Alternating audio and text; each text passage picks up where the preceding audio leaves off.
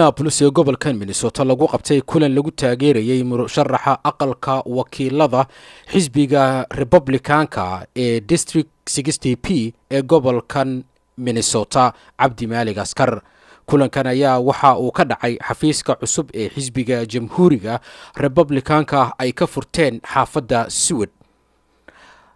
xisbiga Republicanka ayaa markii ugu horeysay waxa uu u soo guuray meel ay ku badan yihiin bulshada laga tirada badan yahay, waxa uuna ka soo guuray magaalada caasimadda ah ee gobolkan Minnesota ee St. Paul.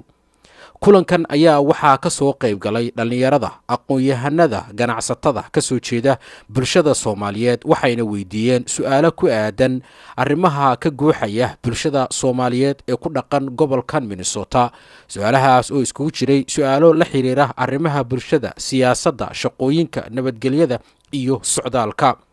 dhinaca bulshada, arrinta la xiriirta guurka dadka isku jinsiga ah ama isku nooca ah ayaa waxay ahayd mid ka guuxaysay bulshada Soomaaliyeed, waxa ayna sheegeen inay ka mid tahay waxyaalaha ay diidan yihiin. waxa uu sheegay nin ka mid ahaa dadkii ka hadlay shirkan oo isagu magaciisa ku sheegay Maxamed Cali in uu arrintan uu ka soo horjeedo. waxa uuna sheegay arrinta la xiriirta isguursiga u dhaxeeya ragga in ay tahay arrin ka soo horjeeda diinta ay haystaan. waxa uuna sheegay inay saameyn ku samayn doonto carruurta uu ku dhalo waddankan iyo carruurta ay sii dhalaan.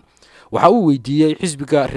Republicanka waxa uga qorshaysan in ay bulshada ama dhalinyarada ay arrinta ka wacdigeliyaan.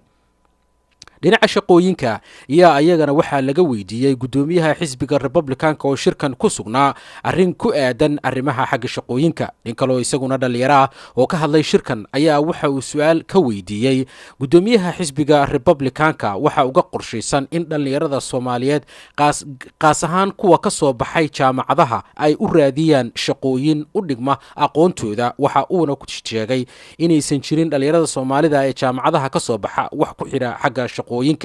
dhinaca kale arrimaha caalamiga ah, nin isaguna dhalinyaro ah oo magaciisa ku sheegay Abshir Cabdinuur ayaa waxa uu weydiiyey su'aalo gudoomiyaha xisbiga Republicanka arrintaas oo la xiriirta dagaalka, gaar ahaan dagaalka uu Mareykanka dunida uu kaga jiro. waxa uuna tilmaamay inay jecel yihiin Republicanka inay taageeraan, hase ahaatee xisbigu uu mar walba dagaal galo. arrinta ayaa waxaa ka jawaabay nin kale oo isaguna dhalinyaro ah Soomaaliyeed, waxa uuna ku tilmaamay dagaalada qaarkood ka mid yahay kii Soomaaliya uu ku diray madaxweynihii hore inay ciidan Mareykan ay tagaan, mararka qaarkood ay tahay daruuri si loo badbaadiyo nolosha dadka. shirkan ayaa waxaa marti ku ahaa ama ka jawaabayay su'aalaha ay qabeen dadka Soomaalida ah gudoomiyaha xisbiga Republicanka ee gobolkan Minnesota.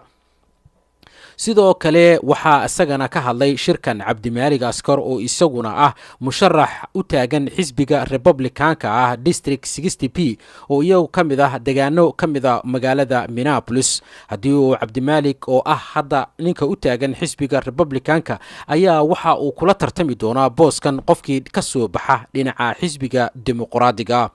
Jamaal oo isaguna ka mid ahaa dadkii ka hadlay shirkan ayaa waxa uu ku tilmaamay in cidda taageeraysa Cabdi Maalig Askar looga baahan yahay inay ku taageeraan dhaqaale ahaan. shirkan markuu soo gabagaboobay ayaa waxaa ii suurooday inaan Cabdi Maalig Askar aan ka waraysto guud ahaan shirkii maanta sida uu ku soo gabagaboobay iyo ulajeedooyinka shirka. waxa ay ahayd hadalladiisana waxaa ka mid ahaa sida tan.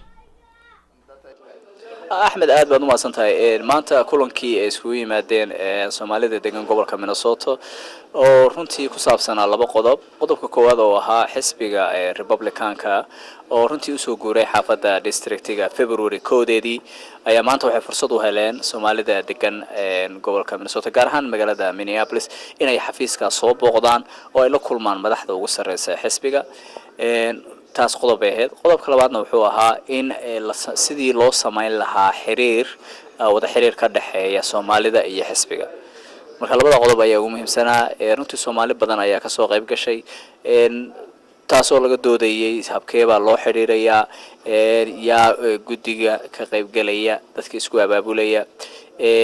hadallada laga hadlay waxaa ka mid ah ishuyada ama arrimaha taagan sida waxbarashada oo kale, sida dadka looga caawin lahaa dhaqaalaha sida dadka loogu caana ganacsatada iyo arrimo badan oo runtii qusay nabadgelyada hadday noqoto badbaadinta ubadka dhallaanka ee soo koraya carruurta hadday noqoto dhinaca dhaqanka oo kale marka dad Soomaali oo runtii madaxa oo isugu jira ganacsadayaal culamaa u diin suxufiyiin hooyooyin ayaa runtii ururo dadka socday ayaa yimid runtii arrimo aad u muhiim ah ayuu qof walba soo jeediyay